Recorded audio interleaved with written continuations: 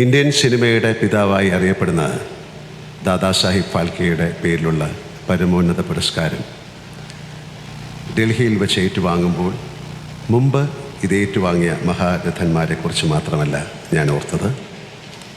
Cinema എന്ന കലാരൂപത്തിന് വേണ്ടി ദാദാസാഹിബ് ഫാൽക്കെ എന്ന മനുഷ്യൻ്റെ സമർപ്പിത ജീവിതം എൻ്റെ മനസ്സിലൂടെ ഒരു തിരശ്ശീലയിൽ എന്ന പോലെ കടന്നുപോയി.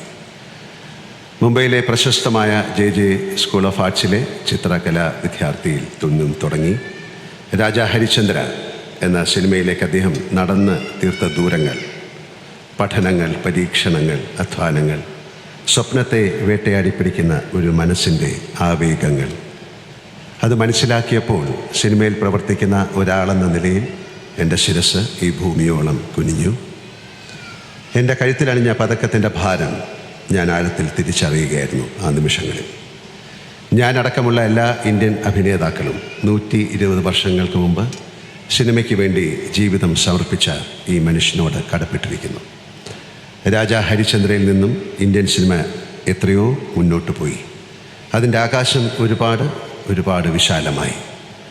അപ്പോഴും ആ ആകാശത്തെ ഏറ്റവും തിളക്കമാർന്ന നക്ഷത്രം ദാദാസാഹിബ് ഫാൽക്കെയാണ് എന്ന് ഞാൻ വിശ്വസിക്കുന്നു. അത് വിദൂര നക്ഷത്രത്തെ ഞാൻ വണങ്ങുന്നു. ഡൽഹിയിൽ വെച്ച് അതിവിശിഷ്ടമായ ദാദാസാഹിബ് ഫാൽക്കെ പുരസ്കാരം വാങ്ങിയ നിമിഷത്തേക്കാൾ ഏറിയ വൈകാരിക ഭാരത്തോടെയാണ് ഞാൻ നിങ്ങൾക്ക് മുന്നിൽ നിൽക്കുന്നത്. അതിന് പല കാരണങ്ങളുണ്ട്. ഇത് ഞാൻ ജനിച്ചു വളർന്ന് കൗമാരവും യൗവനവും ചെലവഴിച്ച മണ്ണാണ്. എൻ്റെ അമ്മയും അച്ഛനും എൻ്റെ ജ്യേഷ്ഠനും ജീവിച്ച ഇടമാണ്. ജീവിതത്തിൻ്റെ സങ്കീർണതകളൊന്നും അറിയാതെ അവർക്കൊപ്പം ഞാൻ പാർത്ത നാടാണ്. ഇവിടുത്തെ കാറ്റും മരങ്ങളും വഴികളും പഴയ പല കെട്ടിടങ്ങളും എൻ്റെ ഓർമ്മകളുടെയും ആത്മാവിൻ്റെയും ഭാഗമാണ്. എനിക്ക് ഈ സ്വീകരണം നൽകുന്നത് എന്നെ ഈ കാണുന്ന ഞാനാക്കി മാറ്റിയ കേരളവും മലയാളികളും അവർ തിരഞ്ഞെടുത്ത സർക്കാരുമാണ്.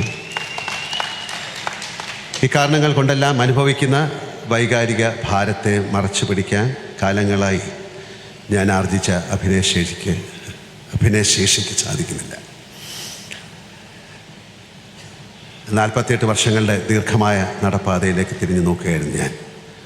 സിനിമ എന്ന സങ്കീർണ കലാരൂപത്തെക്കുറിച്ച് യാതൊന്നും അറിയാതെ ഈ നഗരത്തിൻ്റെ വഴിയോരങ്ങളിൽ വെച്ച് ഞങ്ങൾ കുറച്ച് സുഹൃത്തുക്കൾ ഒരു സിനിമ എടുക്കാൻ ധൈര്യപ്പെട്ടു എന്നോർക്കുമ്പോൾ ഇപ്പോഴെനിക്ക് ഭയം തോന്നുന്നു. അതിൻ്റെ ജോലികൾക്കായി ഈ നഗരത്തിൽ നിന്നും ട്രെയിൻ കയറി ഞങ്ങൾ മദ്രാസിലേക്ക് പോയി. മദ്രാസിയിലെ സിനിമ സ്റ്റുഡിയോകളിൽ ചുറ്റിത്തിരിഞ്ഞു. ഞാൻ ഒട്ടും ആഗ്രഹിക്കാതെ അവിടെ വെച്ച് എൻ്റെ സുഹൃത്തുക്കൾ എൻ്റെ ഫോട്ടോ എടുത്ത് പാച്ചിക്ക എന്ന് ഞങ്ങൾ വിളിക്കുന്ന എൻ്റെ പ്രിയപ്പെട്ട ഫാസിലിനെ അയച്ചു കൊടുത്തു. അങ്ങനെ ഞാൻ മഞ്ഞിൽ വിരിഞ്ഞ പൂക്കളിലെ നരേന്ദ്രനായി ക്യാമറയ്ക്ക് മുന്നിൽ നിന്നു. 48 വർഷങ്ങൾ. ഇങ്ങോട്ട് വരുന്നതിൻ്റെ തൊട്ട് മുന്നേയും ഞാൻ ക്യാമറയ്ക്ക് മുന്നിലായിരുന്നു. എൻ്റെ മുഖത്ത് ദൃശ്യം എന്ന സിനിമയിലെ കഥാപാത്രത്തിൻ്റെ ചായമുണ്ടായിരുന്നു. അതോർക്കുമ്പോൾ വിധി ഏതൊക്കെ വഴിയിലൂടെയാണ് എന്നെ നടത്തിക്കൊണ്ടു പോകുന്നത് എന്നോർത്ത് വിസ്മയിച്ചു പോകുന്നു.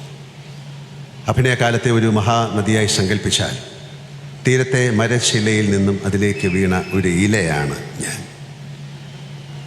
ഒഴുക്കിൽ മുങ്ങിപ്പോകുമ്പോഴെല്ലാം ആ ഇലയെ ഏതൊക്കെയോ കൈകൾ വന്ന് താങ്ങി. പ്രതിഭയുടെ കയ്യൊപ്പുള്ള കൈകളായിരുന്നു അവയെല്ലാം. വലിയ എഴുത്തുകാർ, സംവിധായകർ, നിർമ്മാതാക്കൾ, ഛായാഗ്രാഹകന്മാർ, എൻ്റെ മുഖത്ത് ചായം തേച്ചവർ, കഥാപാത്രങ്ങളിലേക്ക് വെളിച്ചമടിച്ചവർ. ശിക്ഷിതനായ ഞാൻ ചെയ്തതെല്ലാം മടുപ്പില്ലാതെ കണ്ടിരുന്ന എൻ്റെ പ്രിയപ്പെട്ട മലയാളികൾ. ഇത് തന്നെയാണോ എൻ്റെ തൊഴിൽ എന്നാലോചിക്കുമ്പോഴെല്ലാം ലാലേട്ട എന്ന സ്നേഹത്തോടെ എന്നെ വിളിച്ചുണർത്തിയത്. ഇപ്പോഴും ഞാൻ ആ മഹാനദിയുടെ പ്രവാഹത്തിലാണ്. മുങ്ങിപ്പോകുമ്പോഴെല്ലാം ആരൊക്കെയോ എന്നെ പിടിച്ചുയർത്തുന്നു. ഇനിയും ഒഴുകൂ എന്ന് പറയുന്നു. നന്ദി ആരോട് ഞാൻ ചൊല്ലേണ്ടു. എൻ്റെ ഈ അഭിനയ സഞ്ചാരത്തിനൊപ്പം നമ്മുടെ സമൂഹത്തിൻ്റെ യാത്രയും അതിൻ്റെ അമ്പരപ്പിക്കുന്ന മാറ്റങ്ങളും നിറഭേദങ്ങളും ഞാൻ കാണുന്നു. നമ്മളെത്ര മാറി നമ്മുടെ വേഷം, ഭാഷ, ബന്ധങ്ങൾ, രുചി, സ്വപ്നങ്ങൾ, ആസ്വാദനശീലങ്ങൾ, സാമ്പത്തിക അവസ്ഥ, സാംസ്കാരിക സമീപനങ്ങൾ, പ്രണയസങ്കല്പങ്ങൾ, രാഷ്ട്രീയം, ജീവിതശൈലികൾ എല്ലാം എത്രയോ മാറി. നിലക്കടല കുറിച്ച് കൊട്ടകയുടെ ഉഷ്ണത്തിൽ വെന്തിരുന്ന് സിനിമകൾ കണ്ട നാം ഇപ്പോൾ മൾട്ടിപ്ലക്സിൻ്റെ തണുപ്പിൽ മലർന്ന് കിടന്നുകൊണ്ടുവരെ സിനിമ കാണുന്നു. സ്കൂൾ ബെഞ്ചിൽ തൊട്ടടുത്തിരിക്കുന്നവർ മാത്രമല്ല ഇന്ന് നമ്മുടെ കുട്ടികളുടെ സുഹൃത്തുക്കൾ. ആഗോള സൗഹൃദമാണ് അവർ ആഘോഷിക്കുന്നത്. എല്ലാ കലാരൂപങ്ങളും കാലത്തിനനുസരിച്ച് പുതിയതായി. സിനിമയുടെ ആഖ്യാനം അപ്പടി മാറി, സാങ്കേതികത മാറി. ഈ മാറ്റത്തിനെല്ലാം നടുവിലൂടെയാണ് ഞാൻ എൻ്റെ യാത്ര നടത്തിയത് എന്നോർക്കുമ്പോൾ ഏതോ ഒരു അജ്ഞാത ശക്തിയുടെ അനുഗ്രഹവും കരുതലും എനിക്ക് അനുഭവപ്പെടുന്നു. അതിനെ എന്ത് പേരിട്ട് വിളിക്കണമെന്ന് പോലും എനിക്കറിയില്ല. ആ ശക്തിയില്ലെങ്കിൽ ഇത്രയും കാലം ഇങ്ങനെ തുടരാൻ എനിക്ക് സാധിക്കില്ലായിരുന്നു എന്ന് ഞാൻ വിനീതമായി തിരിച്ചറിയുന്നു. ദീർഘകാലം അഭിനേതാക്കളായി ജീവിച്ചവരെല്ലാം പ്രാർത്ഥിക്കുന്ന ഒരു കാര്യമുണ്ട് എന്ന് ഞാൻ വിശ്വസിക്കുന്നു. കണ്ട് മനുഷ്യർക്ക് മടുക്കുന്ന കാലം വരെ എന്നെ ഇരുത്തരുത് എന്നാണ്. പ്രേക്ഷകരുടെ ആ മടുപ്പിൽ നിന്നും അഭിനേതാക്കളെ രക്ഷിക്കുന്ന കവചം കഥാപാത്രങ്ങളാണ്. ആ കഥാപാത്രങ്ങളെ സൃഷ്ടിക്കുന്നത് എഴുത്തുകാരാണ്. അതിനെ സംവിധാനം ചെയ്ത് ഒരുക്കുന്ന സംവിധായകരാണ്. പകർത്തുന്ന ഛായാഗ്രാഹകനാണ്. അഭിനേതാവ് ഒരു പിടി കളിമണ്ണ് മാത്രമാണ്. പ്രതിഭകളുടെ കൈ സ്പർശിക്കുമ്പോൾ അതിന് വ്യത്യസ്ത രൂപങ്ങൾ ലഭിക്കുന്നു. ആ രൂപം ജനങ്ങൾക്ക് ഇഷ്ടപ്പെടണമേ എന്ന് പ്രാർത്ഥിച്ചുകൊണ്ട് അഭിനേതാവ് തൻ്റെ കർമ്മം നിർവഹിക്കുന്നു. ഏത് കലാകാരനും എന്ന പോലെ ജീവിതത്തിലും കരിയറിലും ഉയർച്ചകളും താഴ്ചകളും എനിക്കുണ്ടായിട്ടുണ്ട്. വാനോളം പ്രശംസയും പാതാളത്തോളം താഴ്ത്തുന്ന പഴിയും വിമർശനങ്ങളും ശകാരങ്ങളും ഞാനും അനുഭവിച്ചിട്ടുണ്ട്. രണ്ടിനെയും ഞാൻ സമഭാവത്തോടെ തന്നെയാണ് കാണുന്നത്. മോഹൻലാൽ അനായാസമായി അഭിനയിക്കുന്നു എന്ന് പലരും പറയാറുണ്ട്. എനിക്ക് അഭിനയം അനായാസമായ ഒരു കാര്യമല്ല എന്നതാണ് സത്യം. ഒരു കഥാപാത്രത്തിൽ നിന്ന് മറ്റൊന്നിലേക്ക് മാറുമ്പോൾ ദൈവമേ എന്ന് മനസ്സിൽ വിളിച്ചുകൊണ്ട് മാത്രമേ ഞാനിപ്പോഴും ക്യാമറയ്ക്ക് മുന്നിലേക്ക് ചെല്ലാറുള്ളൂ. എനിക്കിത് ചെയ്യാൻ സാധിക്കണമേ എന്ന പ്രാർത്ഥന എപ്പോഴും മനസ്സിലുണ്ടാകാറുണ്ട്. കാണുന്നവർക്ക് ഞാൻ അനായാസമായി അഭിനയിക്കുന്നു എന്ന് തോന്നുന്നുവെങ്കിൽ അത് എനിക്ക് പോലും അറിയാതെ ഇതുവരെ തിരിച്ചറിയാൻ കഴിയാത്ത ഏതോ ശക്തിയുടെ അനുഗ്രഹം കൊണ്ടാണ് സാധിക്കുന്നത്. ഈ പുരസ്കാരം ലഭിച്ചതിന് ശേഷം ഞാൻ കൊച്ചിയിലെത്തിയപ്പോൾ ജോലി തന്നെയാണ് എൻ്റെ ഈശ്വരൻ എന്ന് ഞാൻ പറഞ്ഞിരുന്നു. ഏത് കാര്യവും ഉപാസനാനിഷ്ഠമായ മനസ്സോടെ കാലങ്ങളോളം ചെയ്യുമ്പോൾ നിങ്ങൾ ആ കാര്യം തന്നെയായിത്തീരും. അതൊരു വല്ലാത്ത അവസ്ഥയാണ്. അതിലല്പം എക്സ്റ്റസി ഉണ്ട്. ഞാൻ എന്ന ഈഗോ അവിടെ ഇല്ലാതായിത്തീരുന്നു. ചെയ്യുന്ന ആ കർമ്മമായി ഞാൻ മാറുന്നു. അതിനുശേഷം ഞാനാണിത് ചെയ്തത് എന്ന അഹങ്കാരം ഉണ്ടാകുന്നില്ല. അതിൻ്റെ ഫലത്തിൽ അമിതമായി ആഹ്ലാദിക്കുകയോ ദുഃഖിക്കുകയോ ചെയ്യുന്നുമില്ല. നാം ഒരു നിമിത്തം മാത്രമായി തീരുന്ന ഉന്നതമായ ഒരവസ്ഥയാണത്. ജീവിതം ഒരു യജ്ഞമായി തീരുന്ന പരമമായ സ്ഥിതി. എനിക്കത് അഭിനയമാണ്. അതുകൊണ്ട് അത് തന്നെയാണ് എൻ്റെ ദൈവം.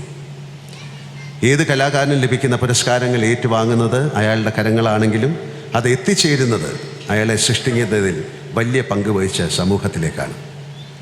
കാഴ്ചക്കാർ ഉണ്ടായിരുന്നില്ലെങ്കിൽ ആ കലാകാരനോ കലാകാരിയോ ഉണ്ടാകില്ലായിരുന്നു. അക്കാര്യം എല്ലാ കാലത്തും ബോധ്യമുള്ളത് കൊണ്ടാണ് എനിക്ക് ലഭിച്ച എല്ലാ പുരസ്കാരങ്ങളും മലയാളിക്കും മലയാളത്തിനും കേരളത്തിനാകെയും ലഭിച്ചവയാണ് എന്ന് ഞാൻ പറയാറുള്ളത്. ഈ പുരസ്കാരവും അങ്ങനെ തന്നെ. മഹത്തായ നിരവധി പുരസ്കാരങ്ങൾ ഇടചേർന്നിരിക്കുന്ന നമ്മുടെ സംസ്കാരത്തിൻ്റെ വിശാലമായ ഷോക്കേസിൽ എനിക്ക് ലഭിച്ച ഈ പുരസ്കാരവും ഞാൻ സമർപ്പിക്കുന്നു. ഈ സ്വീകരണത്തെ കേരളത്തിൻ്റെ സ്വീകരണമായി ഞാൻ കണക്കാക്കുന്നു. തിരുവനന്തപുരത്തിൻ്റെ സ്വീകരണമായി ഹൃദയത്തിലേക്ക് ചേർത്ത് വയ്ക്കുന്നു. വിട പറഞ്ഞു പോയ എൻ്റെ അച്ഛനെയും ജ്യേഷ്ഠനെയും ഞാൻ ഈ നിമിഷം മനസ്സാ സ്മരിക്കുന്നു. ഇപ്പോഴും എനിക്കൊപ്പമുള്ള ഈ നഗരത്തെ അത്യധികം സ്നേഹിക്കുന്ന അമ്മയെയും എന്നും എൻ്റെ താങ്ങും തണലായിരിക്കുന്ന എൻ്റെ കുടുംബത്തെ ഞാൻ ഓർക്കുന്നു. എന്നും എൻ്റെ സൗഹൃദത്തിന് വലിയ വില കൊടുത്ത് എന്നോടൊപ്പം സഞ്ചരിക്കുന്ന എൻ്റെ സുഹൃത്തുക്കളെ ഞാൻ ഓർക്കുന്നു. എൻ്റെ പൂർവ്വ സൂരികളെ വണങ്ങുന്നു.